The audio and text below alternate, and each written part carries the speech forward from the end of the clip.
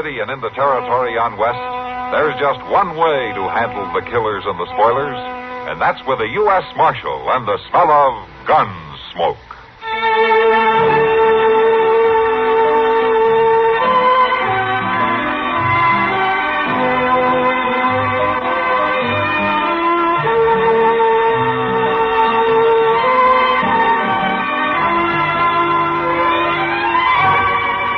Gunsmoke, starring William Conrad. The story of the violence that moved west with young America. And the story of a man who moved with it. I'm that man. Matt Dillon, United States Marshal. The first man they look for and the last they want to meet. It's a chancy job, and it makes a man watchful. And a little lonely.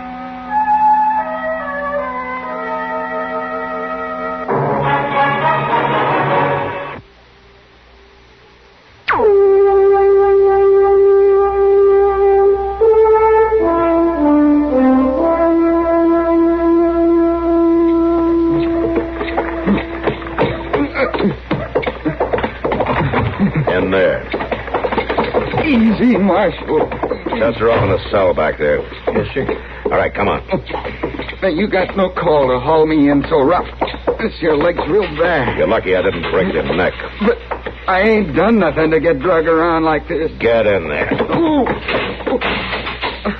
Look, that Injun was as dead as they come. I wasn't hurting him none. His relatives won't look at it that way. They'd call it grave robbing. I wasn't going to muss things up none. I was just sort of looking for some things they might have buried with him, Marshal. They sure wasn't doing him no good. Now, you listen to me, Red. You're a fool, but that's no excuse. In the first place, those Indians don't bury anything with their dead that you'd want. An old pipe, maybe, or a can of grease, or a horse's tail. But even so, they don't look kindly on grave robbing. If they'd have caught you before I did, you'd be needing a grave by now, or you'd be praying for one anyway. And the whole countryside would be in danger of an uprising. Now, you're going to stay in jail for a while. But my leg, Marshal, it's still bleeding. All right, I'll have Doc take a look at it if I can get him to come over here. Chester? Yes, sir. Go get Doc, will you? Well, yes, I will, but if it was me, I'd just soon let him bleed to death. I would too, Chester, but that way we'd have the job of burying him. Guess you're right there, Mr. Dillon. I'll go get Doc.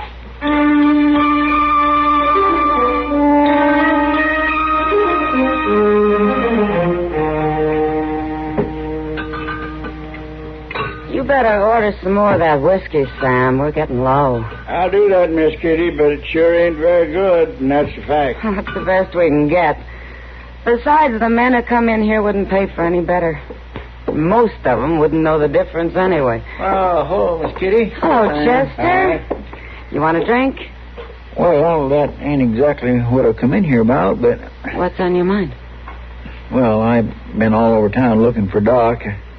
Guess I have worked up quite a thirst at that. A beer'd go down real good. Give him a beer, Sam. Coming up. Tracking somebody down is sure dry work. There you are. Thank you kindly for the beer, Miss Kitty. You should have come in here first, Chester. I could have saved you getting so thirsty. How come? Well, Doc was in earlier on his way out south of town someplace. He said he wouldn't be back till tomorrow. Well, I swear I sure don't know what's the good of being a doc if you ain't going to be around when you're needed. Now, slow down, Chester. Doc didn't go off on a pleasure trip, you know. Who needs him? Well, Mr. Dillon sent me out to find him and bring him back with me. Did Matt hurt? Oh, no, ma'am, it ain't him. It's that no-good Joe Red we caught out there climbing up on an Indian burying place. Huh? He hurt his leg when we pulled him down. He's carrying on something awful about it. Well, you'll just have to wait till Doc gets back tomorrow. I beg your pardon. Yeah? I couldn't help overhearing. There's no secret about it. Sounded as though I might be able to help. My name is Milford Brand. I'm a doctor. Oh, well, that's good of you, Dr. Brand. This is Chester Proudfoot. How you do? Proudfoot? Why don't you take Dr. Brand over to the jail, Chester? He can look at Joe Red's leg. All right, I'll do that, Miss Kitty. Maybe he'll have to cut it clean off.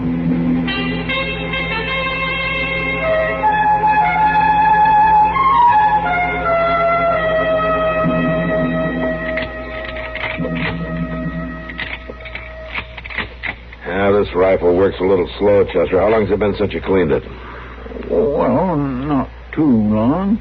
Well, look at it. You can see that it's dirty, can't you? Right after the last time It ain't too bad. Hello, Matt. Hello, Doc. Oh, Doc. Hey, you got no call to haul me in so rough. This your leg's real bad. You're lucky I didn't break your neck. But Want to be able to finish it if one gets started, Doc. We was only checking over the guns, Doc. It don't mean we're planning to shoot nobody. I'm glad to hear that. Oh, so you still got Joe Red locked up? Yeah. How's his leg? Well, he stopped complaining anyway. Well, that could mean it's better or a lot worse. You want to see him? No, guess not. He's Dr. Brand's patient. Let him handle it. You mean that other doc is still in Dodge? He's still here and he's going to stay here, Chester. Huh? He's going to take up doctor in here? That's what they tell me. Why, he can't do that. And why can't he? Well, this is your town, Doc. That's why he can't. Oh, now, wait a minute, Chester. Ain't no two ways about it. He can't come in here in his darn city suit and start drumming away your Chester. Matt, can you keep him going on like an old Chester, woman? will you ain't quiet fair. down and let Doc talk? Now, listen to me for a minute. This town is getting bigger all the time. We can use another doctor. We don't need no Lord knows doctors I in don't this- mind a little help. And it's just plain foolishness to say that you don't want a doctor because you don't like the cut of your suit. Well, now, I never said... I'm going to go to the Dodge house and see if I can help him to get started. What? And if you have any sense at all, Chester Carpenter, you keep your mouth shut and give him a chance. You might need him yourself someday. Well, now, just what did you think of that, Mr. Dillon? Well, I tell you, Chester, from the way Doc just left here, I think you better stay healthy for a while.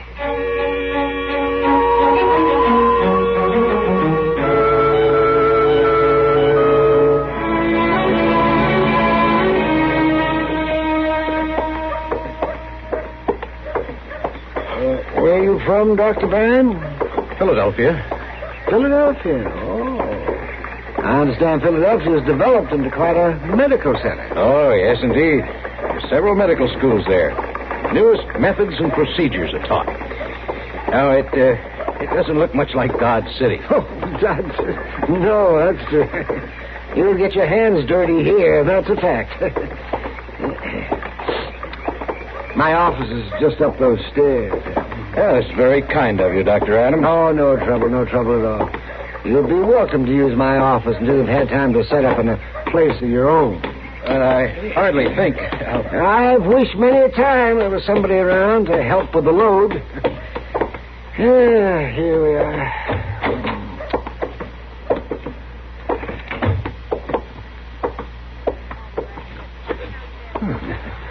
Very, very nice. Mm-hmm. Yes, very nice. And there's another room in there. Oh, I see. Mm-hmm. And where is your laboratory? Well, you're standing in it. This room? Well, it's hardly equipped. Most of my equipment, Doctor, fits right into that black bag. My laboratory travels with me.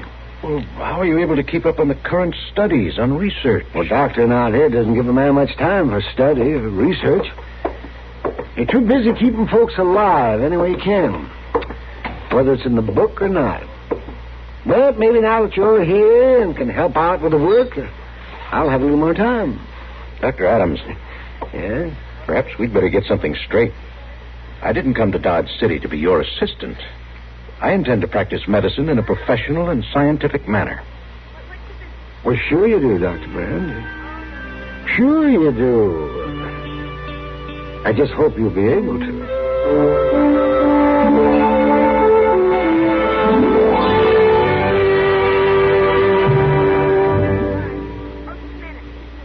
Most of us at times are inclined to eat too much or to eat foods that disagree. The results, acid indigestion, heartburn, or gas. So remember this. Little you know about the little white tablets in the little green pocket roll. Just a-waiting for the moment when you need 'em to bring your acid indigestion under control. Tums are the little white tablets in the little green pocket roll. Chums Tums, T-U-M-S. Bring relief quicker than you'd ever guess. Best for any kind of acid distress. Keep 'em handy in the pocket roll.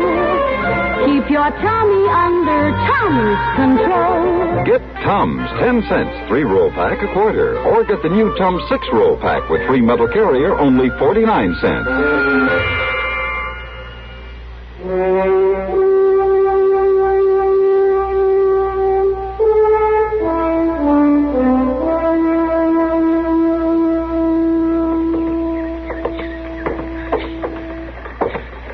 You got the wrong slant on it, Matt. It's not the way food tastes that counts. It's what it does for you. Well, that's what I'm afraid of, Doc. Oh, now, it wasn't that bad. You know, you're pretty squeamish for a man of your heft. Well, maybe so, but I'd hate to know the bloodlines of that stew I just ate.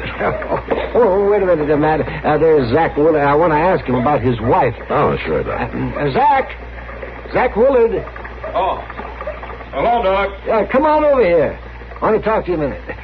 All right. Hello, Zach. How are you? Marshal? I wanted to ask you about Myrtle, Zach. Is she feeling any better? Why, yeah, Doc. Yeah, she's better. Good. That medicine we tried her must be doing the job, huh? I've been trying to get out there for a week, Zach. You tell Myrtle that I'll be by to see her real soon. Well, I'll tell her, Doc, but ain't no need for you to come by. Ah, sure, I'll come, Zach. I may have to neglect my patients for a while, but I always get there eventually. Well, the fact is, Doc, Myrtle's took to doctoring a little different. She has? Well, as long as she's feeling better, I'll come by and check on what she's doing. Well, you see, Myrtle's doctoring with the new doc now. He comes out every day. Oh, I see. Dr. Brand. Yes, sir. Well, you tell Myrtle that I'm glad she's feeling better, Zach. Sure, Doc. Come on, Matt.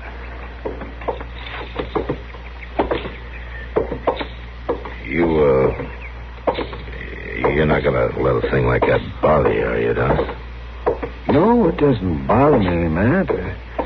Myrtle Willard is suffering from a common Kansas complaint. Too much dust, too much loneliness, too much prairie. It'll do a lot of good to have a visit every day from a doctor. If he only talks to her. I never had the time. Funny thing, though. What's that, Doc? It looks like I might have the time from now on.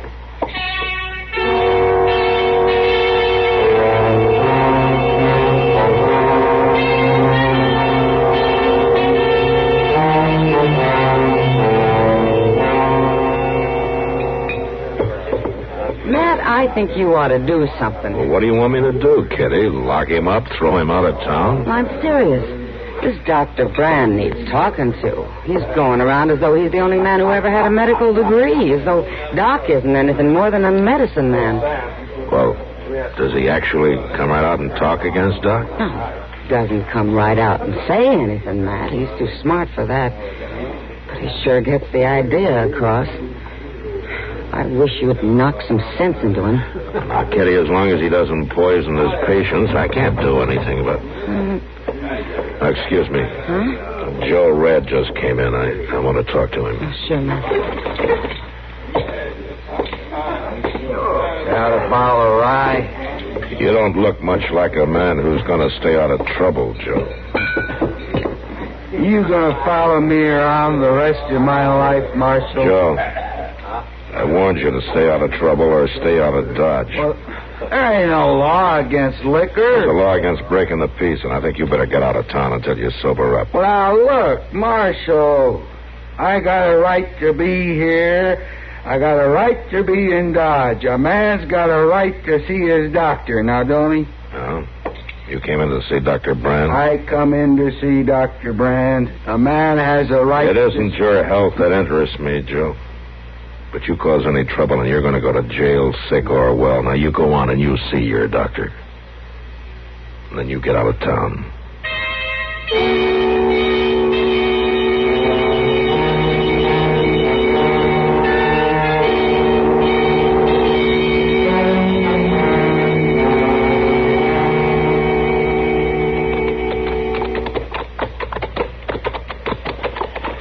Mr. Dillon, just look at that cussed prairie stretching way out there. What's the matter with it?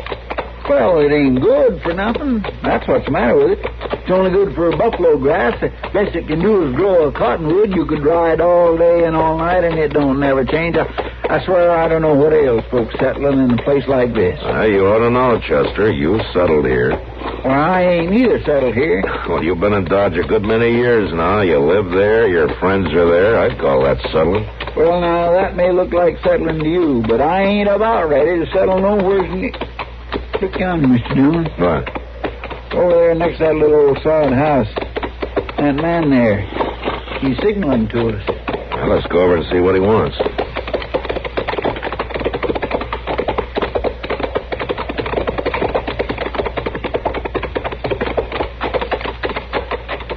You wanted to see us, mister?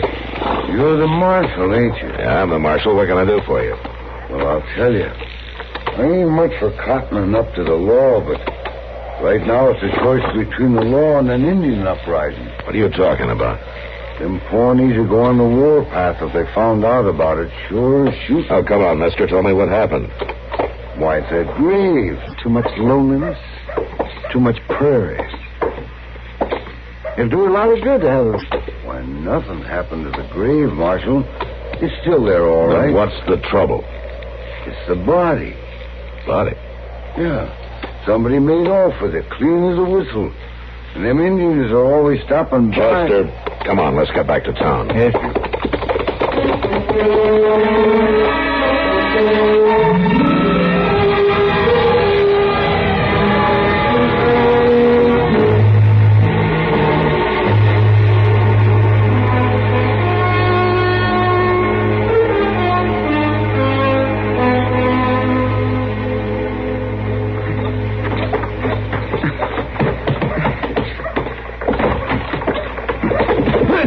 Marshal, I swear... I knew you were stupid, Red, but I didn't know you were this stupid. Now, you better tell me quick. What did you do with that body? What body, Marshal? I ain't killed nobody. Don't get smart with me, Red, or I'll break you in two. No, I'm talking about the body you took from that Pawnee grave last night. Now, come on. What did you do with it? I ain't been near no grave. You haven't got much time, Red. You better start talking real straight. Matt, can I see you for a minute? Can't I wait a little while, Doc? Well, I think it might be important, Matt. Well, all right, but make it fast, will you? I want to get the truth out of this man before it's too late. It won't take long. Chester? Yes, sir? Lock him up, huh? I'm coming right back to you, Red, and you better have your story ready. But I ain't got no story, Marshal, even if you beat me to death. I might do that, too. Come on, Red, get moving. All right, now, Doc, what's on your mind? It's about that Dr. Brand. Oh, Doc, I haven't got time to worry about how you two are getting along. Well, listen to me, Matt. All right, Doc, shoot. But it seems to me that there's something mighty peculiar going on in those rooms that Brand is set up to practice in. No? I know he takes great stock in being as up-to-date and scientific as possible, and that's all right. That's a good thing. But I think this is going a little too far. Will you get to the point, Doc? All right, Matt. Dr. Brand keeps a body in the back room of his office. A body? A corpse. Where are you going, Matt? I guess it's time I paid a professional call on Dr. Brand.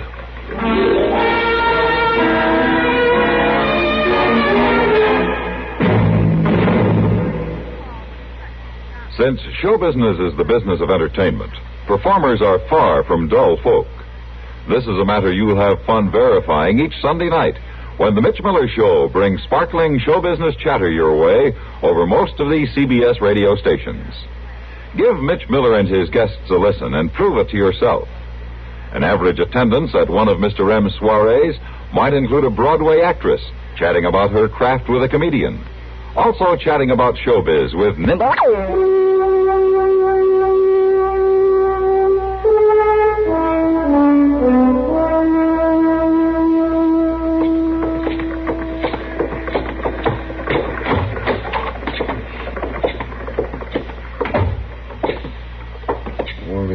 must be in the back.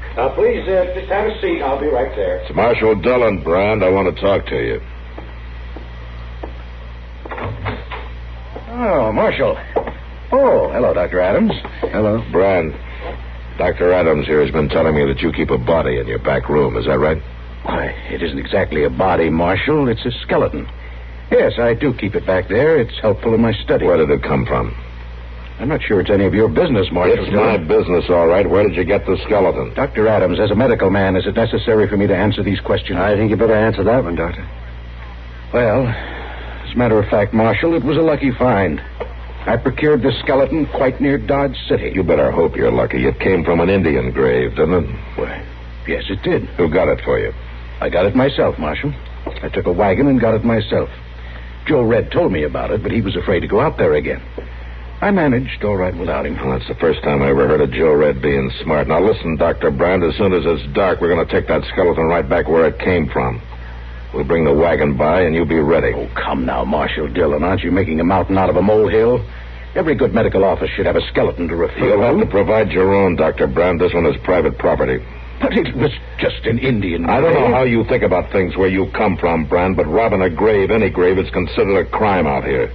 More than that, you've placed the whole countryside in danger. These Indians visit their graves, and if they come and find the body gone, they won't like it, Dr. Brand. And if they came to me and asked me who stole it, I'd tell them.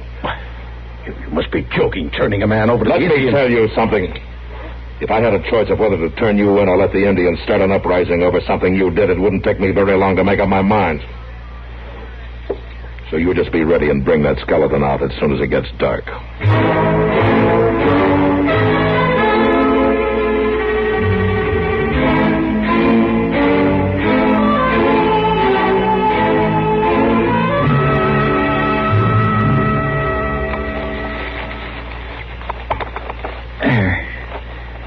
That ought to do all right, Mr. Dillon. It looks just as natural. You think we got the wrappings back on all right, Chester? Oh, I think we done a real nice job. I don't think them Indians will ever notice a thing about it. Let's hope not. Where did Doc go? Oh, he's sitting down there in the wagon with Dr. Brand. All right, let's go. Mr. Dillon? Yeah? Look yonder on that ridge over there. The moon ain't too bright, but it sure looks like Indians to me. Yeah. And they're headed this way. Well, let's get down off of here quick, Chester, and get back to the wagon.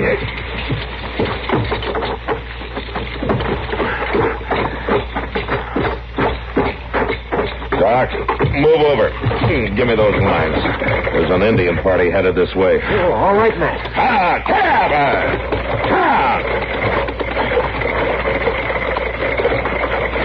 Indians? But, Marshal, maybe if we shoot at them, they'll go away. Put that gun down, Brand. Well, what are we going to do? We're not going to do anything. I'm going to pull up now and let them come to us.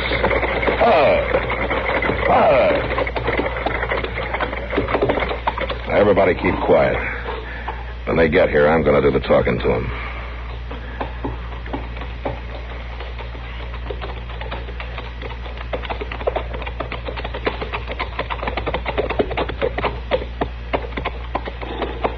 We come in peace. Is there a chief among you? Aye, Sharpnose.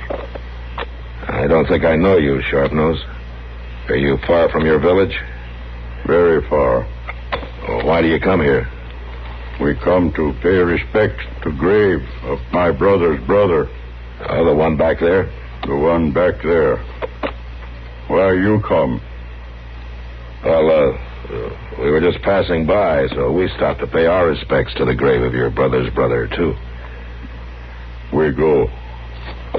Yeah, you go.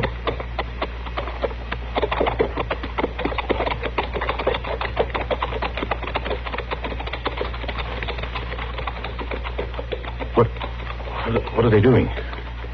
They're going to circle the grave.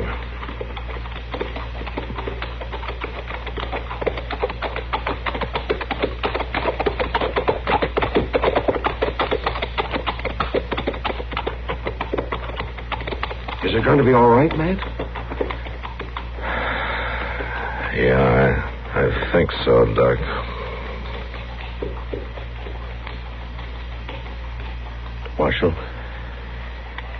Marshal Dillon?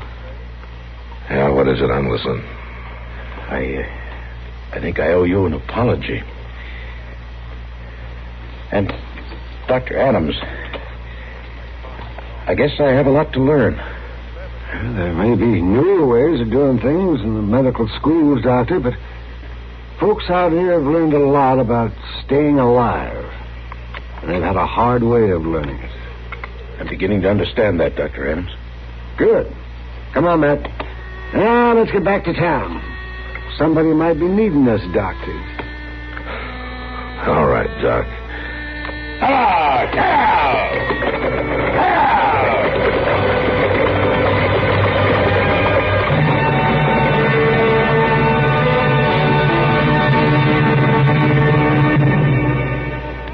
But you'll have to carry me out to my Rambler so I can get my order pad. Rambler continues to pass car after car in sales in state after state. Rambler now outsells all but 2 other makes. Come see why. Drive the success car at your Rambler dealers.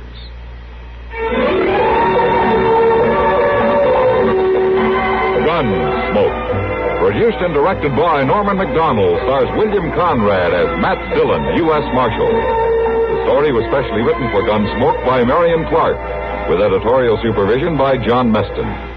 Featured in the cast were Jack Moyles, Vic Perrin, Ralph Moody, James Nusser, and Howard Culver. Harley Bear is Chester, Howard McNear is Doc, and Georgia Ellis is Kitty.